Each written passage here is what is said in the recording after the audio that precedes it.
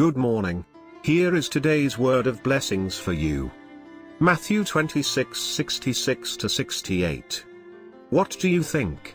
He is worthy of death, they answered. Then they spit in his face and struck him with their fists. Others slapped him and said, Prophesy to us, Messiah. Who hit you? Today's title is Spit, Struck and Blindfolded. You would still remember the movie The Passion of Christ.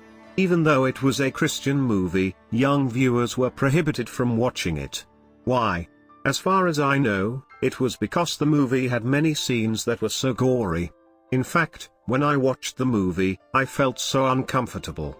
I wondered if this movie was realistically picturing the biblical truth. I read the Bible again. I found that it was in fact much worse. Christ, the Son of God, suffered so violently and cruelly. Today's passage shows the beginning of the Lord's suffering. Jesus was taken to the Sanhedrin where all his enemies gathered after he was arrested. They angrily accused Jesus with all the false testimonies. They heaped up abusive words against him and condemned him to death. Jesus instantly became a criminal to be crucified.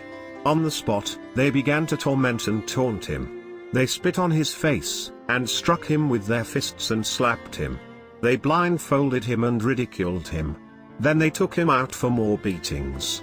Horrible. How could this be? How could they spit on the glorious face of the Son of God? How could they strike the gracious Lord with fists? His glorious divinity was brutally violated. How painful and shameful it must have been. I shudder every time I encounter this scene. Why did he have to go through this painful and humiliating violence even before the crucifixion?